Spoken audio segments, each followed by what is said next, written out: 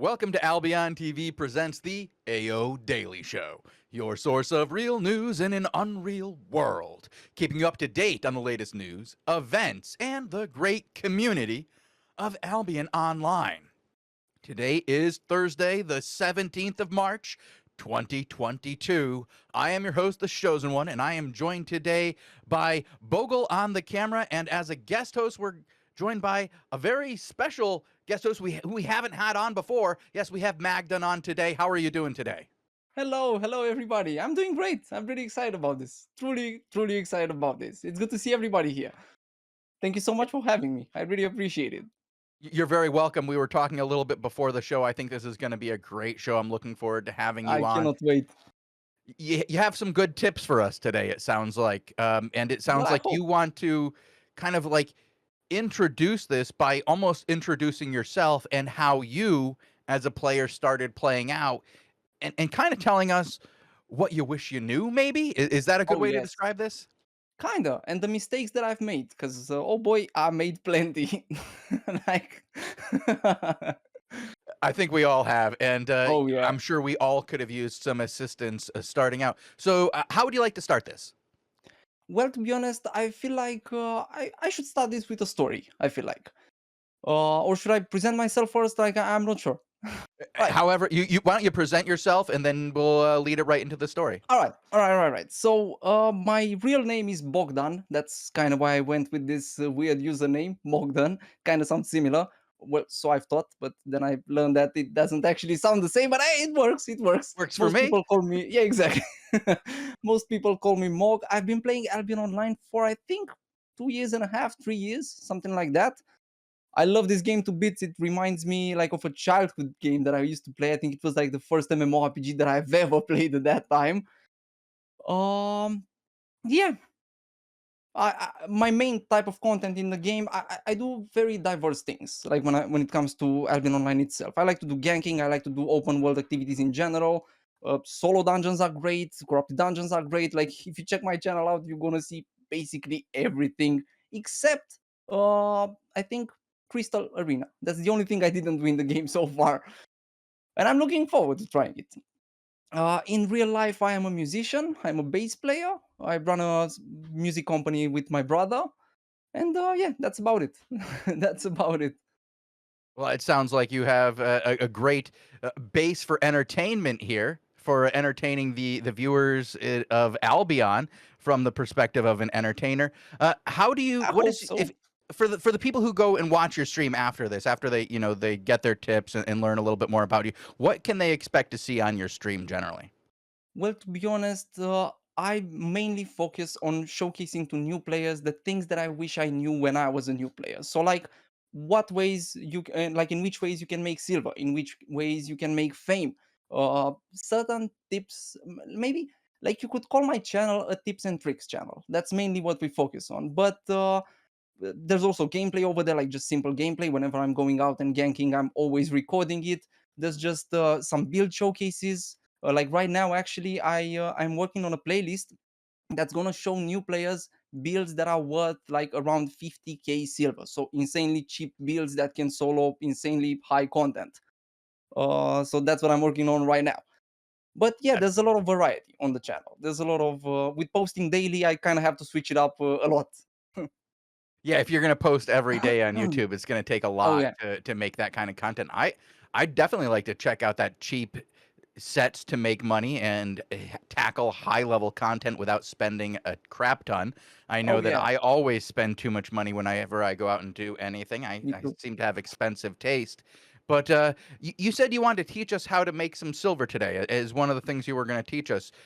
How does the story you're going to tell tie into that? Because I'd Well, love to make some silver. well, to be honest, the story teaches you how not to make silver, pretty Okay, much. that that's Uh, that's a good place to yeah, start. because the thing is, a lot of players, like, we all need silver, and that's how it is, that's how it was, and that's how it's always gonna be. No matter how worth it or not worth it certain builds are, we're always gonna want silver. But that need for silver, that want for silver, if you want to call it like that, can be something that stops us from playing the game. Like the fact that sometimes we tend to worry too much about making silver. Sometimes that just ticks us off. That can just actually lead us to quitting the game. And it actually led me to quit the game in the past. The story goes like this. So whenever I started playing this game, I'm not sure if it was the first thing that I thought about, but soon enough, I was thinking about PvP. Watching guys like Lupac, like Flash Seed Baron, I love that type of content. Like I was seeing Flash Seed Baron with Dead Givers back in that time when Dead Givers had like more of an invisibility frame with the E, and man, it was amazing. Like the guy was fighting groups and winning. I was stunned by that, and I wanted to try that. But as a new player, I mainly had two problems. First of all, no silver, and second of all, no experience. So basically, you could put it like this: I had no experience and no silver to put money into that experience. Like I couldn't do any of those things. So the normal thing any normal player and any new player, I should say, would do in this situation would be farming silver. That's fair enough.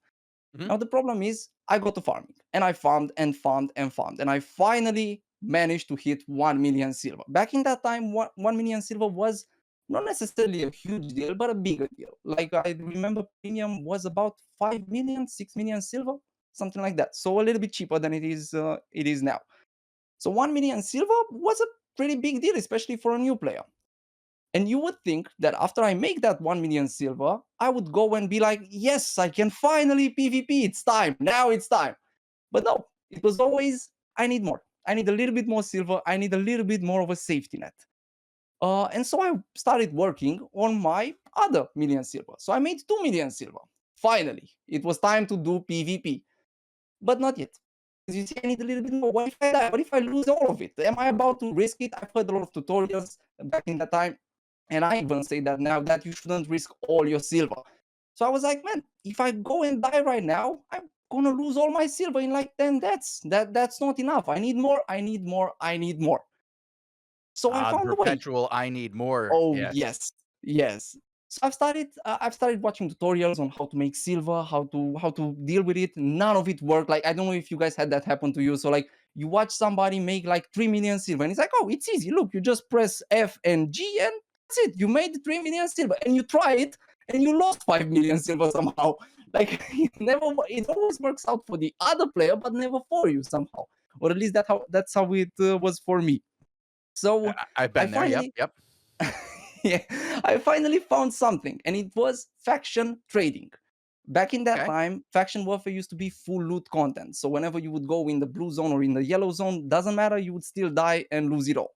Yep. Are you talking So about like transporting the hearts? yeah, oh yeah, Mhm. sorry, that's what I meant. Yeah. Um, so basically, I was just going between Tedford and Matlock and just transporting hearts all day long. Doing that, I managed to make like 3 million silver, something like that. And I remember at some point during one of my transports, I met a player and he was like, man, you're doing it wrong. You should do it right after maintenance where the servers are empty. And I was like, that's genius. Of course I should do it right after maintenance. The servers are empty. How couldn't I think of that? So I've started doing it after maintenance. I remember I was with Mighty Chicken, my wife. She used to play with me in that, like at that time Mhm. and we would just wait for maintenance to be over on our PCs and be like, "You ready? Yes, I'm ready. Come on, 3 seconds. First, come on, the servers are about to come on." And we would just trade for 1 hour over and over again. But the thing is that maybe sounds fun for some players. It wasn't fun. For me, it wasn't fun. I wanted to PvP, but I felt the need to do that because for me, it was the most efficient way of making silver at the time. Right. You need All to right. build up a hefty bankroll in order to go out and PvP and not be Yes, scared of dying. Because that's if you're scared exactly. of dying and Yeah. scared of losing what you have, that's what's going to happen. You're Oh going to yes, lose. You're never going to focus on those times where you win. You're only going to focus on the times where you lose. And that's not that's a true. healthy way to PvP. That's true. That's true. That's true. And so I farmed and farmed and farmed. And I said to myself, man, whenever I reach 3 million silver, that's it. I'm doing PvP. Or I remember thinking that over and over again. And I reached 3 million silver. And I was like, man, okay, it's time. But the Spectral Diaball, it's 2.5 million silver. And if I get the Spectral Diaball, that mount is invisible. Come on, who can kill an invisible mount? Right? And I was like, and if I get the mount now, the mount being invisible, I don't need to wait for maintenance. I can farm all over the day. So I got the Mhm. mount instead of yeah. And the first trip I made with it, I died. The next day I logged into the game and I was like, brother, Oh no. yeah, no, this is a farm fest. I don't want to play this game. I hate this game. I'm quitting. And I quit the game. And now I have a question for new players and for you. Did I really quit Albion? Because technically that's not what Albion is. Albion is not faction transports. That's not what the game is all about, right? Right. Let me put it like Just this. one My wife, aspect. oh yes, and a very small aspect. Let me put it like this. My wife plays Albion, used to play Albion Online only for the island part. She would just log in, feed some animals, have some animals have a baby, kill the baby, just stuff like that over and over again. She wouldn't even care about selling it. She would just farm it. That's it. If she quits the game, as she did she really quit Albion? Or as I like to make fun of her, she quitted, if that's a word, Farmville inside of Albion, because that's kind of what she was That's something. playing. Yeah, it's like she Yeah, stopped playing the Albion Farmville simulator. exactly. And the point of this story is to show that if you feel like you don't have enough silver right now, well, there is a situation in which that might be true, but more often than not, that's not true, and that's a feeling that will just continue and will make you try to stay into the type of content that you don't enjoy. Because let's say I Mm. tell you now that solo dungeons are amazing and you just want a PvP. That's the content that you want to do as a new player. If I tell you that PvE is the best thing or gathering, let's say you absolutely hate gathering. You just want to do corrupted dungeons. And if I tell you that gathering is the best thing, you're just going to force yourself to do gathering just so you can get that money that you feel like you need to do corrupted dungeons. That's why I feel like in order for you and everybody to make silver, you need to change the way you think about it. Because it's never gonna be enough. Like look even in real life. Look at Right. millionaires in real life. It's never enough. It's always more. It's always the next business. It's how to It's get always more like money. Yeah, like what do I exactly. need to sell next? It's like I'm never happy enough. You got to always Exactly. get more. And I think I see what you're saying here with the silver. So I'm going to let you continue. Yeah, no, like the thing is that if you feel like you don't have enough silver, that's probably going to continue. And there are a lot of ways in which you can make silver by doing the content you already love. So don't try to do something or to force yourself in doing something that you don't like so later on you're able to do the content that you actually like, as I did, because that's going to make you quit the game. And at the end of the day, it's much better to make a little silver but more consistent than a lot of silver in a way that you absolutely hate. Like that becomes a job, that becomes a chore, and you don't want to play Albion because of chores. You don't want to play Albion because of I don't know. You don't want it to feel like a job. You don't, like as I like to put it. You don't want to take the game out of Albion Online, basically. You don't want to turn it into the job just so that you can make the Exactly. silver you need so you can play the game. What you're saying Exactly. is find a way to play the game in a way you enjoy that Oh is yes, sustainable so that you're making the silver while you're doing the thing you love. So absolutely, play the game absolutely. in the way you like it, but find a way to tune it in a way so that you're not throwing away silver every time you're out doing what you enjoy. Exactly, exactly, exactly.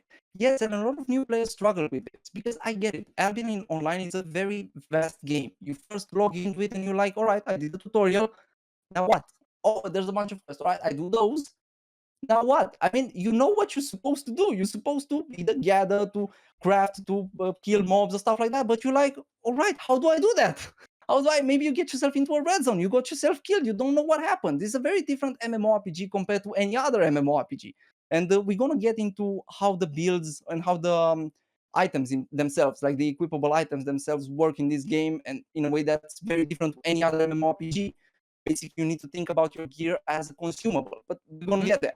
The main point that I wanted to state is the fact that by looking for the most efficient way of making silver, sometimes it's a good thing because sometimes you genuinely need silver, but some other times that can lock you in the type of content that you don't want to do, and you're just gonna feel locked in.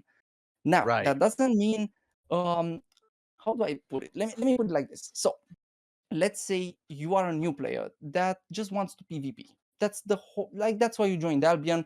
You felt like it was a cool looking League of Legends like MMORPG and you just want a PvP. That's what you like about it. You don't care about anything else. Well then, why would you listen to me or to anybody else that says, hey, tier 7 solo dungeons is where it's at. They're the best, do them, you're gonna make Mm. millions, you're gonna be rich. Why would you do that if you want a PvP? the game offers you a lot of options. You have faction warfare, which is in the yellow and blue zone. And by the way, with the faction warfare system, you can easily make millions. Like I've seen people make like 1 million faction points per week. And that's about, like, I'm not sure, but every 3k points it's about like 40k silver, 30k silver, something like that, like 10 million silver, something crazy like that. So you can make a lot of silver by just doing faction warfare. I've actually tested that at some point in the yellow zone by playing just 1 hour per day, and I've actually missed like 1 or 2 days in that week. So I played for 5 or 6 days out of 7, and I've easily made only in the yellow zone by just roaming around for like 1 hour each day or 1 hour and a half each day. I made about 5 million silver. And with no, like, nothing. I don't have a lot of points in Limhost. I don't have a lot of anything like that. So you can easily make money by just doing PvP. Maybe you're into solo PvP. You have Hunter Corrupted Dungeons. And don't get me wrong, Slayer Corrupted Dungeons or Stalker Corrupted Dungeons are the best. But if you go in Stalker as a new player, you're just gonna end up dying. You're just gonna get obliterated. Yes, of course, for Facturka, let's say, Slayer Corrupted Dungeons are amazing. For me, I would just lose all my silver over there. Like, it's that's why you want to practice in Hunter, let's say. Uh, Assuming that you like to do solo PvP content. Maybe you want to do solo open world PvP. The faction warfare also works for that. Basically, what I've tried to do with this is try to spread, let's say, the silver making ways in two main categories: the efficient and the fun. Because I also want to give you the efficient ways, because maybe you just genuinely need silver, or maybe that could also be a thing. You're just into making silver. Like, at some point, I found Yeah. myself just being into making silver, like not caring necessarily about the content. I just want to see that number go up sometimes. If So I that's get what it. you love doing, that's what you want to Exactly. do. And like what it sounds like to me is that what your big suggestion here is, the most important thing to get from this is that you're going to be able to make silver in almost any way in this game. But you're going to have a Absolutely. Yeah. lot more fun in the game if, when you're trying to make silver, you do it in the general area of something you like. You don't Yes. necessarily need to make silver doing everything that you do and every fun thing that you do, but you should find a way that makes silver that is related to the fun things that you do in the game. So if you like PvP, try to make silver while PvPing. If you like PvE, try to find some of those ways that aren't just the most challenging PvE and most fun, but also some of the PvE that is geared towards making silver, so that you can stay with the types of gameplay that you like while still making a profit out of that, and not just focusing on the end result of profit, Oh, yes. but the experience along the way to get it. And that goes a long, long way, because if you just focus on the profit, that number will go up and down, but the experience will remain with you. If you just let me put it like this. One of the most fun ways of making silver, I mean, this depends. This depends on what you enjoy, but I'm just gonna speak for myself. Like, one of the most fun ways of making silver for myself were corrupted dungeons. Mhm. That was the way I made most of my silver at some point.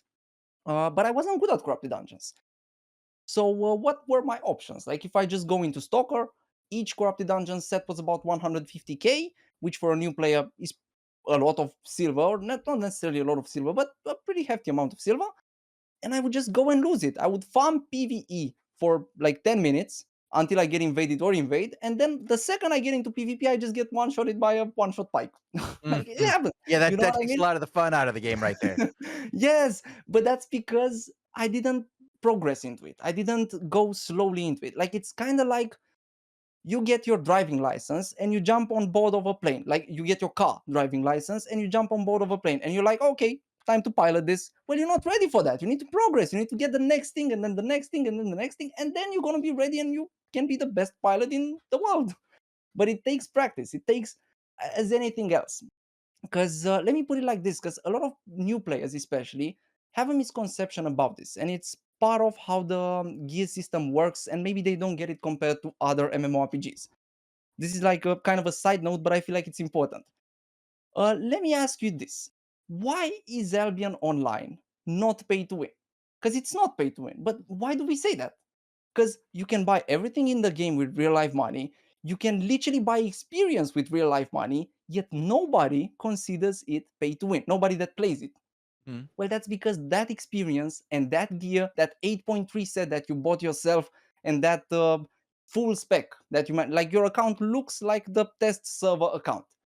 That won't do anything. If your gear looks like fishing rod, clerical with the first ability, assassin jacket with no ability bound, and the minor work boots, well, yes, a 4.1 one-handed dagger can easily one-shot you, or maybe two-shot you, but still, you're not going to be able to do much with that 8.3 fishing rod in the end, if that's even a thing. I'm not sure. But you know what I mean? Like, having spec or having fame or having silver or having I don't know, like expensive items won't do anything for you if you don't have that experience, and that Right, experience you is have to something learn that you how to build up. use it, and Yes. that is something you can't buy. Oh yeah. And one of the reasons why people say it isn't pay to win is because there's nothing that you can get just by paying for it. Like Oh yes. everything that you can get in the game is something that you can earn with time in the game. So Yes. the person with a lot of money might be able to get there faster, but it doesn't mean they're going to be better when they get there. And to be honest, I feel like they're not even able to get there. Because think about it, like, in any other MMORPG, think about boosting to max level. If you boost to max level as a brand new player, like you don't know anything about the game, but you level 80, you're gonna have every single ability unlocked, and you're just gonna be so lost over there. You're not gonna know how to do anything in the game because you skipped all the learning curves. Like, It's true. you know what I mean? Like, it's the same thing. And in this game, it affects it more because in this game, if you do that, you're making everybody else richer because you can always get ganked. It's true. like, Like like if you don't go up across the natural curve in this game, you're gonna just be giving away free loot. If exactly, if you exactly. learn through the process, the amount that you're giving away to the amount that you're earning back goes down dramatically. So you gotta learn through playing in this game. How if somebody is into PvP, for example, here, all right, All right. and this is how they want to make their silver. You were saying before that corrupted dungeons you find are effective. Well, to What be other honest, ways do you find effective for silver? all right, there's a lot of ways basically. Let's say as a PvP player, maybe let's assume every single type of PvP player. If you are a solo PvP player, corrupted dungeons are probably your best bet.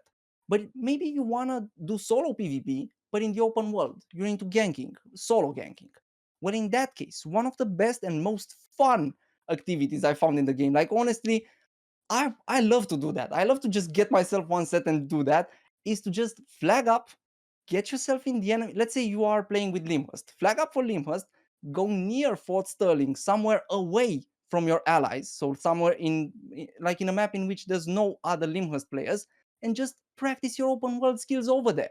And as a general rule of thumb, because you don't only want to stay in the yellow zone for sure. Like you always want to progress to the black zone, to the red zone, black zone. Like you want to progress as with everything else. But as a starting point, you can just get yourself in the yellow zone, flagged up. You won't lose any rep. You will also make silver while you're doing it because you get faction points, and you Right. can build up that experience. Technically, I know it's the yellow zone, but technically you will be fighting against tougher opponents because guess what? It being the yellow zone, players will have the courage to bring 8.3 stuff. In the It's black true. zone, that doesn't happen very often. So if you manage to fight your way between some 8.3 guys or 6.3 guys or 4.3 guys, you will probably do pretty well in the black zone or in the red zone. That's a way in which you can practice solo ganking. Maybe you want to do the same thing with a group. Same thing. Bring a group of friends. Do this. Maybe you want to do it with a group but more organized. You have non-lethal hellgates. For non-lethal hellgates, let me say it like this: if you're worried about profit, uh, at some point, I did some 10v10s back in the day when I was in Arch with the guilds. Back in the day, I mean, like 2 months ago, 3 months ago, something like that. We made, I think I made the least 1 million silver. Everybody made 2 million silver, 1.5 million silver, 3 million silver, something like that. I'm not sure if I made the least, but I was somewhere over there. We did Okay. like 5 non-lethal 10v10 hell kits. It was the most fun activity ever. It was a place in which, because let me say it like this: maybe you're playing with a group of friends and you're all kind of new. When you're playing in the black zone, you cannot help yourself but fear about losing your gear. Like you have that fear in you. You're worried. You're not using your build to the full extent because you're like, oh, should I use that ability now or you press it and you're like, oh, did I do it wrong? And next second you die. In Hellgates, in non-lethal Hellgates, that doesn't happen because you're not afraid of losing your gear. Same thing with the Yellow Zone. You're not afraid of losing your gear. So you have that time and that gradual ramp up in difficulty that helps you learn the game better. You Absolutely, also learn, 100%. yes, you also learn how to use your set, how to counter certain enemy abilities, and we're gonna get there, like which abilities you want to look for and how to build your own set and stuff like that. But I'm just saying that by just doing this and by repeatedly getting slammed by a cursed school that's healing back to full with mercenary jackets, spectre hood combo, whenever you see that next time, you will know, oh, that guy is about to heal a lot, I need to avoid it. Like it just happens over and over to you, or it just happens to you over and over again, and at some point you cannot help but learn because it is what it is. Another way you could do it, let's say you are into ZVZs and you feel like you really like the drama in a way that that you've seen on Reddit. Maybe you watch the AOTV show where that was just a bunch of minutes ago with this big ZVZ and the big war, and you want to have that, but you're a new player. Who would take you in a big ZVZ build?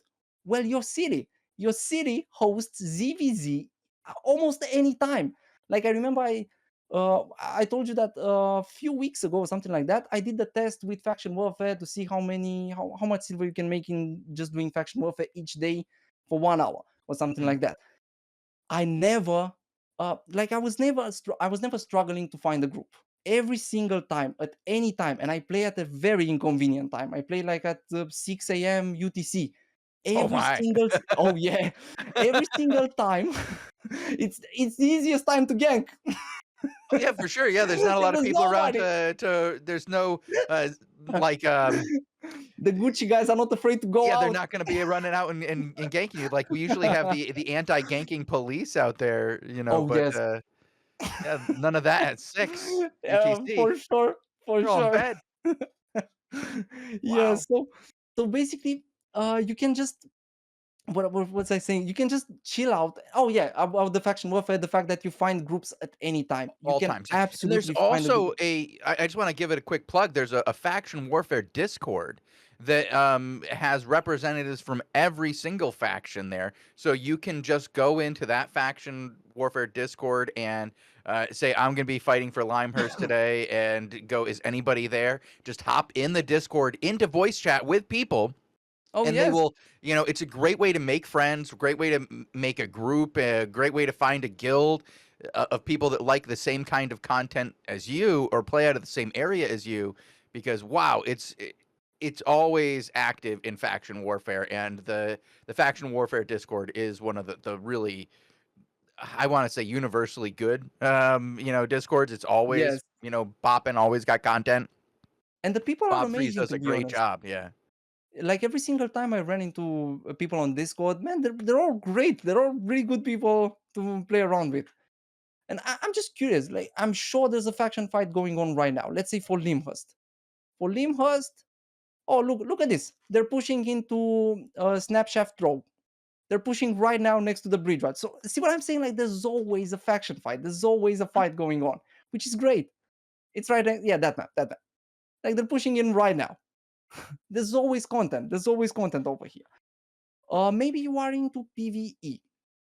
If you are into PvE, then this might seem kind of counterintuitive because so far I've only said how you can make silver without necessarily risking it. Because like in the yellow zone, you don't really risk it. Well, for PvE, I mean, at first it's a good idea to stay in the yellow zone until you learn your build, you practice your rotation and stuff like that. But ultimately, for PvE, you want to get yourself a cheap set. And I'm talking really cheap, like 50k, 100k, max Okay. 100k, and just go in the black zone. And in the black zone, you have a bunch of options. For once, you have the open world mobs. If you like just roaming around, maybe as a new player, I remember really liking to just, I would just run around and look at the map and be like, oh, this looks awesome. Oh, look at this spot. I was really excited about the idea of finding a place that nobody else found, which later became possible with the Roads of Avalon update, which wasn't a thing when I was a new player at that time. But the thing is, just get yourself a cheap set and go farm open world mobs. Go roam Absolutely. around. Maybe get yourself some gathering gear, and also Mhm. gather certain stuff that you find on the way. Maybe you want to do something more instanced, which as a general rule of thumb, instance content is almost always safer than open world content. Oh, Just yeah, get it's generally safer, but right yeah. now, because of I would say the tilting to fame right now and the way that those open Oh world yeah. mobs work, if you can find a like a high tier zone in the Outlands that has like the evolved mobs, the ones that are glowing, those Oh are the best yes. fame you can get. Like if you can hit like a T7 or a T8 zone that's close to the inner ring, and even just killing those mobs. Like when I do that, I do exactly what you said. I bring a really cheap set that Yes. I'm not afraid to lose. I'm not going out there for silver. I'm not going out there for gathering. I'm going out there to fame and just hit singular mobs that are high fame content real quick and get away. And if I die, it doesn't matter because I earned it through fame and I got what I needed. When I'm looking Yes. for silver in the Outlands, I tend to aim at a little bit lower tier because I want something that I can kill very quickly and get through a lot of them. And so I'm aiming for something a little bit lower than the big pops. Oh Um, yes. and when I gather, I I get a little bit. I'm gonna be honest. When I'm gathering out there in the Outlands, I get a lot less willing to do some of the dangerous stuff because I want to bring it home. I Oh want to yes. be able to get it back, and a little scared I'm the sometimes. same. I'm the I get same. a I'm little the scared. same. Yes, and it takes experience to know exactly like, hey, when do I want to push it? When do I want to go back from it? When do I want to like? When is it enough? That takes experience to determine when is it enough. Hmm. Oh, I thought something happened because like the audio suddenly cut off for me, and I was Oh, like I'm gonna worried. say, Like, yeah.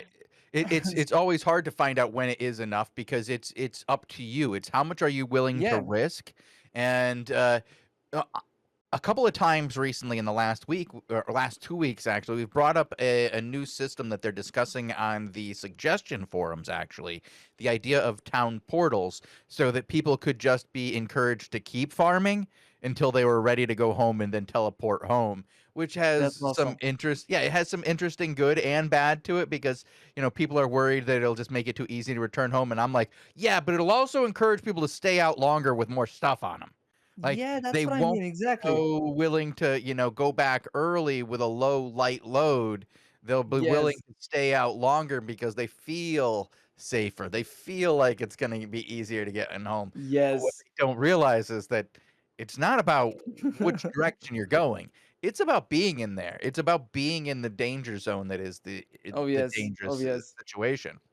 So Oh for sure. yes. And that safety feeling, it's a double-edged blade. Like think about my story with the uh, like the spectral diabol, the invisible mount that nobody can kill, where some people apparently those guys were able to They're kill gonna it. kill it. Yeah, it's Like, not that invisible. yes, It yes, yes, it gets exactly. found real quick. It's honestly Exactly. safer to find a way to make yourself invisible. We Oh actually yes. had Nomad Poncho on, I believe, last week, where we talk about the different stacking of invisibility through your chest and to your shoes and your Oh potion. yes. It gets Yeah, crazy. Like if you pair assassin jacket with royal cowl and the spectre shoes, you're just invisible for like the whole time. yeah, yeah. It's all about distracting your opponent in one Yes. direction, going in another way, using double invisibility so you can get a full screen away from them before you remount up. But there Oh are a yes. lot of ways to stay safe in this game if you're willing to use the right gear, and you have to determine what's most important to you. Is it most important for you to kill things? Is it most important for you to gather things? Or is it most important for you to escape with what you've gotten? And you have to That's true. determine based on the content you're going out for. Like if you're going out for fame, you want to be able to kill things. It's not about bringing Yeah, anything home. If you're out there gathering, it's about gathering in high yield and bringing it home. If it's about getting as much as you can and keeping it safe on you, whether that's through, gathering, ganking, killing mobs for high return, or gathering the high yield nodes themselves, then you more want to be able to escape rather than for fight sure. or anything else. It's most important to get it back. Yes, and this is something like this is some sort of a mindset that also helps player do basically anything in this game, including making silver. To be dedicated in whatever you chose to do. So like if you chose to do gathering, of course, it's a lot of players probably told you this, that it's not going to be profitable at the first levels. It's not going to be profitable until, I don't know, tier 6 or something like that. But think about it like this. Those gatherers that right now make like 10 million per gathering session, at some point made nothing. You Mhm. you need to do the same, like you need to take it slowly and surely, and it will ramp up. But the point is that you need to do whatever you enjoy.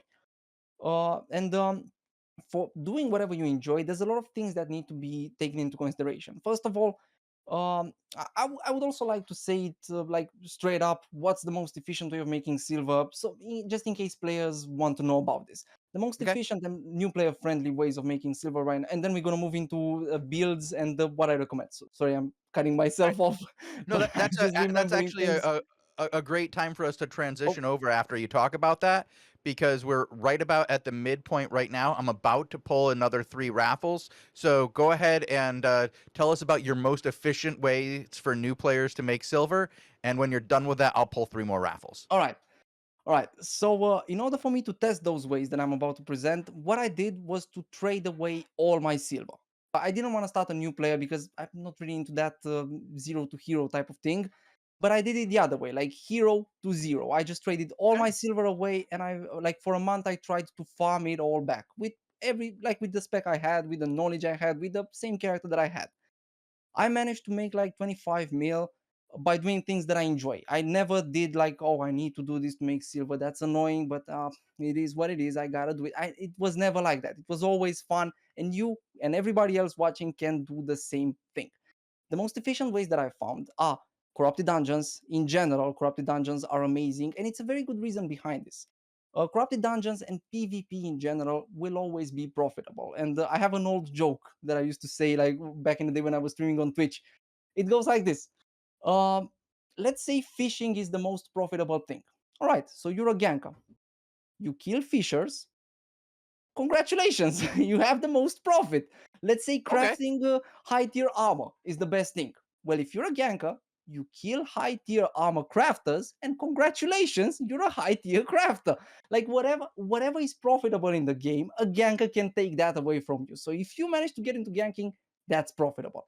But getting into ganking is not always easy, and we're gonna get there in a second. The other thing that's very profitable, because maybe I mean for sure not a lot of new players are necessarily able to do PvP. A very very profitable thing is just running around the black zone with a very cheap set. I tested that a few days ago, and with a 50k set, I was able to make 600k in under 1 hour of farming open world mobs. Not bad at That's like a all. 10 times profit. Yes, and if you do that every single day, you're gonna get rich really easy. Like 15 mil per month, I'll have that every day. Yeah. For real. Uh, and some other things that you could do, faction warfare. Faction warfare is incredibly profitable. If you manage to like for 1 hour per day to do the bandit assault, let me say it like this: faction warfare, even only in the yellow and blue zone, can pay for your first premium easily, easily. Like it can pay for your premium in 2 weeks, and the other 2 weeks you're just gonna be left with a profit. Because as I've said, I've tested it and I made like 5 million silver in 1 week. That's 20 million silver per month. You only need 10 for premium. So you also made a profit. Those are the most efficient ways. But always keep it fun. Always keep it fun. If you don't find faction warfare fun, never do it. If you don't find gathering fun, never do it. I'm not saying that you shouldn't necessarily try it, but don't force yourself to do it. I really Uh, like that idea right there of don't do something for purely profit's sake. oh Do yes, something that you really enjoy that will yes, also bring profit, and then you're not gonna. It's not gonna matter to you that you're not making the most profit because you're still gonna be having fun when you do it, and you're gonna want to return to it. It's you're gonna make more profit doing something that that you can do 4 hours a day and make some exactly. profit on than something that you can only stomach doing for 30 minutes. It makes a lot of profit. And think about it like this. Let's say you enjoy corrupted dungeons and you do hunter corrupted dungeons. At the beginning, you're gonna make very little silver, but you're not gonna be losing anything. So whatever silver you make in hunter corrupted dungeons, you're gonna keep it all. And 300k silver per day will give you 9 million silver per month. I think, if I'm calculating right. So We'll you say will 30 still be days. able, Yeah. Yes. Yeah, so you will still be able to pay for your premium by just making a little silver in a way that you enjoy making it. And again, all the profits that I'm talking about are per hour. So as Chosen said, if you're playing for 4 hours, you're gonna make more. You're gonna make Yeah. 4 times more. But truth be told, in order for you to be able to make that much profit, you also need a decent, to say the least, build. You need a good build. And another thing that you need to know about builds. First of all, I wanna say something for the brand new player. You probably played MMORPGs. This is probably like chances are this is not your first MMORPG. And in every other MMORPG, your end game goal is to get that shiny new armor that always changes with every update, with every patch. And you want to work towards getting that armor. And I know a lot of new players in Albion Online feel like that because I've killed people with 6.3 armored on. Like that, the fact that people kind of are tempted to feel the same about the Albion Online armor will make them get ticked off about the game really easily. I want you to think of the armor in Albion Online as you think of a potion in any other MMORPG, as a Mhm. like a food item, a consumable in any other MMORPG. You never, in World of Warcraft, let's say, you never eat a pancake and then you cry about it like, ah, I didn't know I would lose that pancake. I would never have done that. Why didn't nobody tell me that I would lose that? You mean that when I popped a healing potion, I actually consume it? I cannot even drink twice from it? Come on, it seems like a big boy. You never do that with any game. But because you fail to treat the items like consumables in this game, you have the tendency to think like that. And that's not how it should be. Hear me out.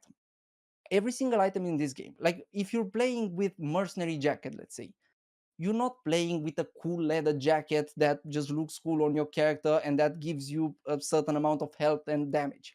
No, you're just bringing it for bloodlust. That's the only reason mercenary jacket is on you. That's the last spell on the mercenary jacket. If you're playing with one-handed, maybe weapons are not a good example, but if you're playing with hunter foot, you're not just, or a fiend robe, let's say, you don't just want to look cool with it. Fiend robe and fiend cowl and fiend sandals, yes, it's going to It look looks cool cool, but it's on not a the great sell. set. Yeah. Yeah, on the sell order tab for the gank that gets you. It's gonna look very cool over there. It'll look It will look great. yeah, I yeah, it wanna will. have that.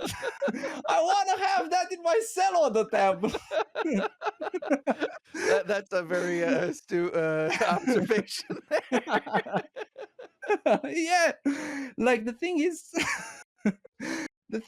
and I know it was a joke about this, but it's kind of true.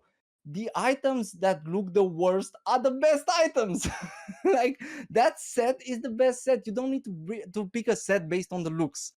I mean, the other way is not necessarily true as well. Like some sets look really cool. Look at the double bladed set. That looks Yeah, amazing in my pretty good. opinion. Yeah, yeah. Or yeah, there's a lot of sets that look great, but it was a joke that I just remembered.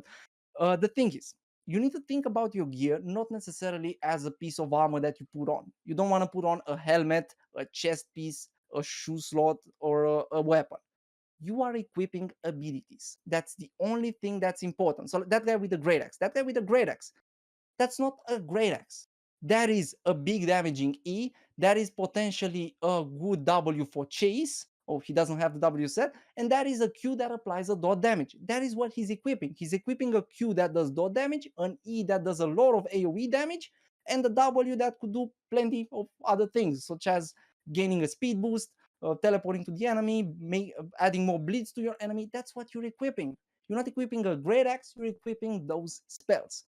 And that way you can think about your gear as something that you use and you don't let it use you in a way, if that makes sense. So No, I get what uh, you're saying. Yeah, it's just because like you are what you wear, right? In Albion, exactly, you really, exactly. really are. If you put on a piece of armor, that becomes the skills you have available to you. You're not choosing who you want to be and getting stuck with the set of skills that come with that Yes, class. yes, exactly. Like in this game, that's why there's no classes. The class is determined by the sets that you equip, by the spells that you equip. The items themselves are not that useful. Of course, they change your stats a little bit, but you're mainly equipping Cleric Robe not because it gives you more damage, but because it has that everlasting spirit R that you need to survive a big burst. And now, what I would like to do is to give new players certain abilities that could be used for certain situations. Okay. And I would like to categorize those by a bunch of sections. So let's say, first of all, you want to escape. Maybe you are a gatherer, maybe you are just transporting stuff, maybe you just want to go scout for a guild or something. You just want to escape. You want to make sure that you do not get ganked. You do not care about killing anything. You just want to survive. That's it. Uh, uh, Before I begin, I need to say that there's a lot of things that need to be taken into consideration. And I'm not sure if you're going to have time to talk about how to escape ganks and stuff like that, or how to avoid ganks altogether. But at least this is going to give new players a base to play around with. Okay. Think about it. Whenever you got ganked, what happened to you? You saw somebody slowly walking by with a fishing rod and smashing you over and over again while you stood by and waited for you to die, basically? No. You've been surprised by somebody that appeared out of nowhere, that did a lot of damage or stun locked you, and that somehow killed you without you even seeing. You probably thought that that guy was hacking at first. Let me put it like this. That's Uh, a good point. The first few yeah, times that you get killed in Albion, you feel like it's so yes. unfair. The other guy must be cheating. Exactly, exactly. So invisibility is a very important thing in this game, and for invisibility you have a bunch of items that a lot of people use. Of course there's a lot of options, but mainly there's a bunch of things. That is assassin jacket for ambush spell. That is the invisibility pot, because I know this is not an item that you equip, but it's a spell that you equip, so in a sense it's the same thing as the item. A lot of new players tend to forget about the consumables because in other MMORPGs they're not that important. But here it's another spell that you have on your spell bar. It's really important. It's not just an invisibility pot. It's something that can make you invisible. It's an invisibility spell in a way. You want to be using. There's a very good combo between royal. Let me see, royal cowl and spectre shoes. That's a great combo because the royal cowl makes it so you waste no energy, and the spectre shoes drain your energy while making you invisible. So by activating the cowl first, then the spectre shoes, you can be invisible for an insane amount of time. For a very, very long time. That's a Yes. huge window of escape right there, right? Oh That's yes. that's Oh very yes. good, yeah. That's And a the different way like, we always talk about comboing multiple invisibilities together. You're talking about taking it a step further and looking at how you can use some of the skills that already exist oh to yes. extend the invisibility of others. That's a different way to look at it. I like it. Yes, like there's a set that you can use to stay invisible for like 45 seconds, something like that. It goes like royal cowl, assassin jacket, spectre shoes. I think you have undead cape if you manage to get low enough, invisibility pot, and mist collar, so you recharge everything much faster. And you could pair it with like blood leather or an axe to get the speed boost from the W, or a spear to get the speed boost from the W. That set can make you be invisible the whole way.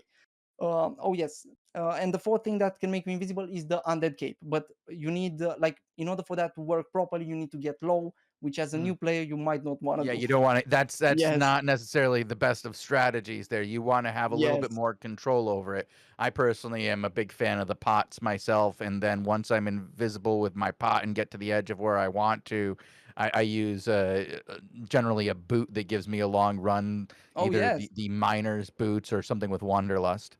Oh yes, oh yes. Wanderlust is amazing. That is something else that you want on. You want spells that can not only make you invisible, usually you don't want to have that much invisibility. You want to have a mix of them. Because Mhm. if you have only invisibility, like if you use the invisibility set that I've talked about, it just takes one stalker hood to reveal you and you cannot run. You cannot do anything. You're just left sitting there.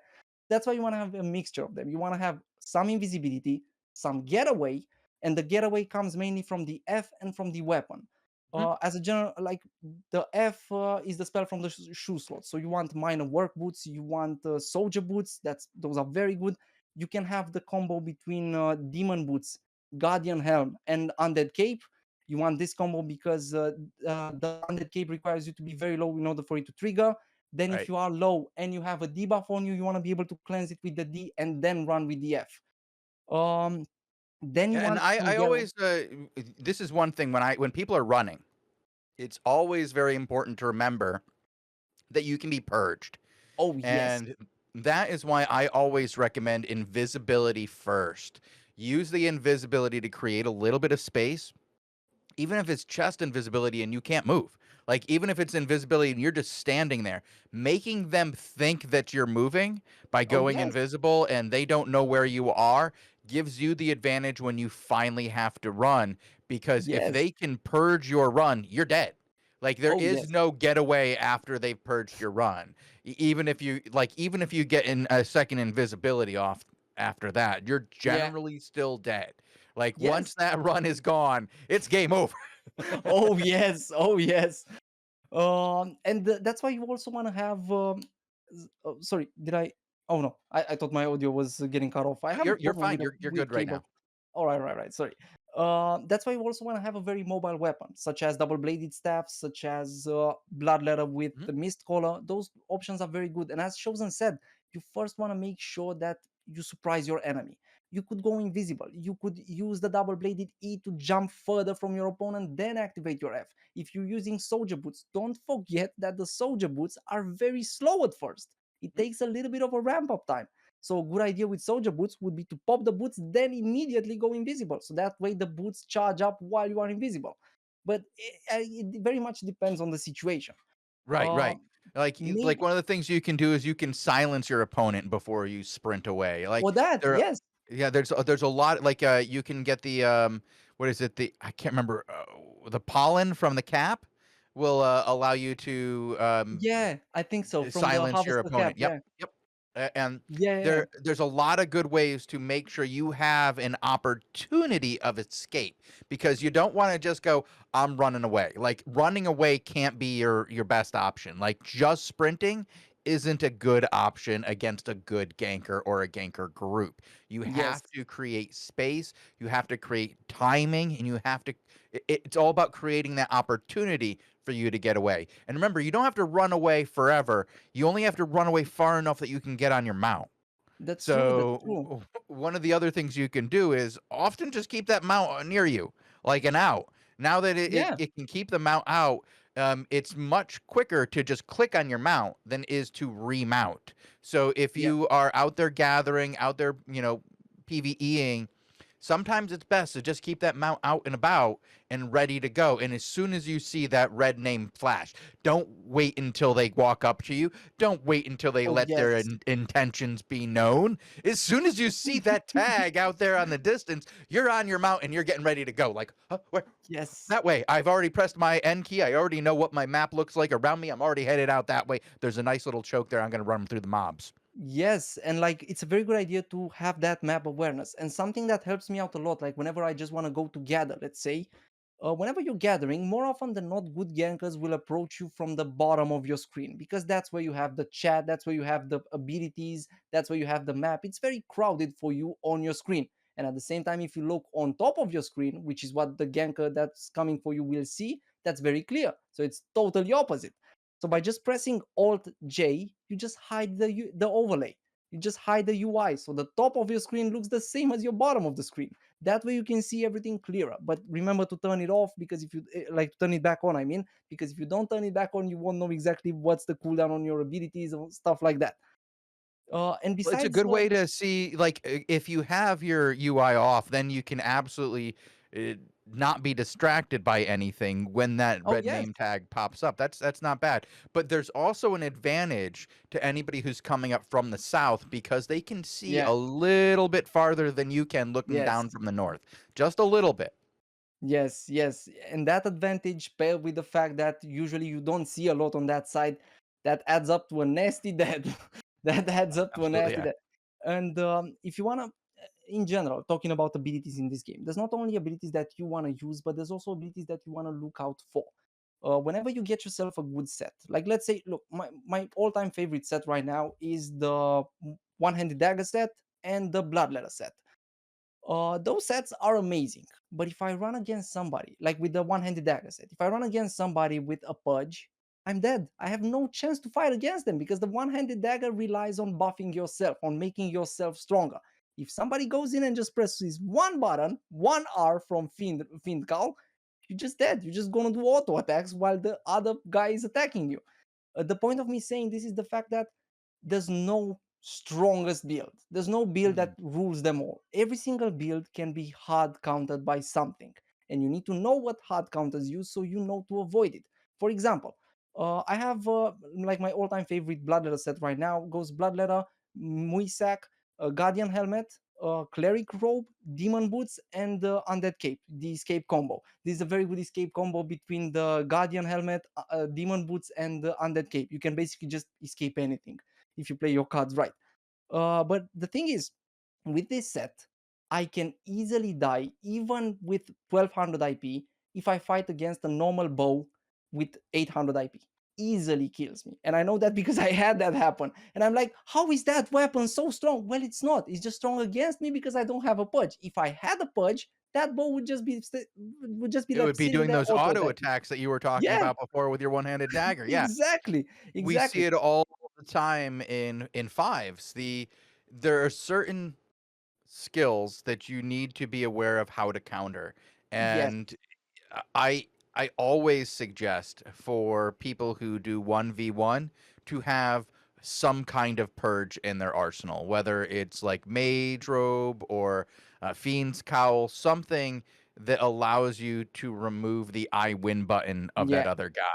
A that's lot true. of the things that you would require a cleanse for to defeat are there's like a secondary way to get away from 'em. Like you might be able to roll them, or you might be able to position yourself in such a way, or you might be able to That's heal true. through it, or something else. But when it comes to the skills that your opponent has that can kill you in one shot, the only out you have generally is purge. Oh yes, for sure, for sure. And you need to know when to budge because there are certain abilities that you need to look out for. So, Mhm. like whenever you see bloodlust, your enemy glowing red, that means that they're about to heal themselves by a lot. Whenever you see Yeah. red shields floating around your enemy, that means probably Hunter Hood or the W from the spears because they kind of look similar, like with the floating red spears, floating red shields. Sorry. So whenever you see that, you should know that your damage is about to be reflected.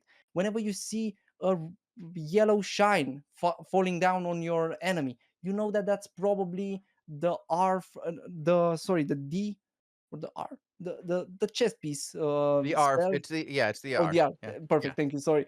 The R from the cleric robe. So you know not to do a lot of multiple hits because if you do just one hit, that's going to activate and it's going to be your enemy is going to be invincible for like 3 seconds. Basically, those spells could be spread in a bunch of categories. Sustain spells, and that is the Bloodlust. That is like from Mercenary Jacket. That is Hellion Jacket. Hellion Jacket can very easily be combined with Spectre Hood, and this is also something that you could use in your advantage. Like you could have those sustain spells.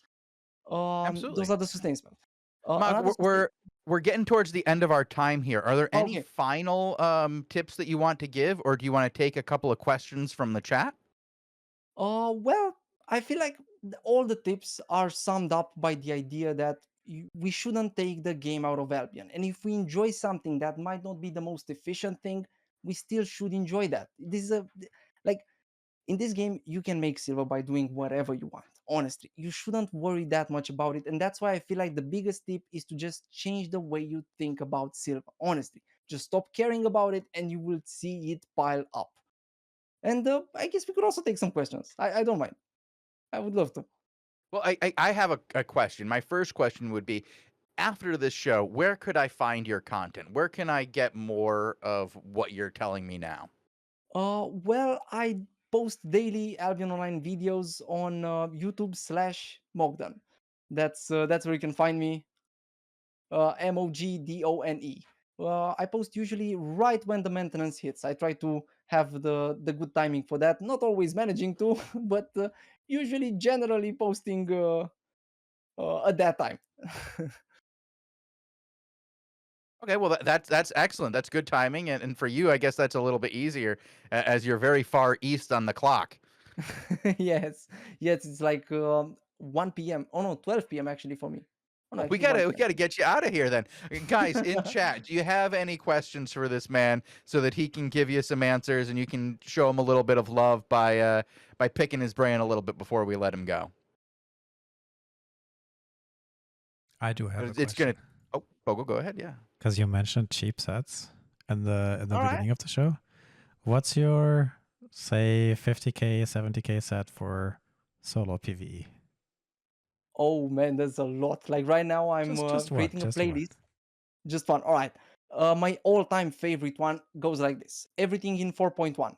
Great Axe, Scholar Cowl, Mercenary Jacket, and Hunter Shoes. But you don't necessarily need Hunter Shoes. You're just looking for shoes with a refreshing sprint ability. If you just type in shoes, every single leather shoe has that ability. And you just basically go with the Great Axe. Second Q, second W, first passive. Scholar Cowl, third ability, first passive. Everything third ability, first passive, except the shoes, which is second ability, second passive. Wow. That can melt mobs easily. Like that melts mob easy. And if you want to look for PvP set, you could go with one-handed dagger, torch, assassin hood, or guardian helmet, hunter jacket, and hunter shoes. That's an amazing, like with 4.1 I managed at some point to kill a group of like 2 players farming a solo dungeon, another 2 players farming in open world, and it's really easy. Maybe as a new player you should bring like 4.2, because I do have the IP advantage of the spec, but it doesn't make such a huge difference, especially for killing mobs. Especially early on if you're just trying to grab solo players off on their own. And I would throw in a tip there. If you're trying to get those solo players, a good place to do that is by following the people who are doing the faction warfare. There are a Oh lot of yes. people who are just a little slow at faction warfare, and it's always been where I pick off the weak. I always try to come in there a little while after they are able to flip it over. If you can get that timing, just like 30 seconds, 40 seconds after it flips, there's going to be a guy there. Oh He's going to yes. be slow. He's going to be looking at his inventory. He's going to be looking at the points he just got. He's going to be asking somebody in his group where he's supposed to be running. He's going to be That's having a me. smoke. He could be AFK. He might be drinking something. He might be eating something. But trust me, he's going to Yeah. be there. And that's me more often. Like whenever I'm recording faction warfare, I'm usually like checking stuff on YouTube, and I'm like all stabbing out, watching something on YouTube, and then I'm like, oh, where's my group? Like that happens way too often.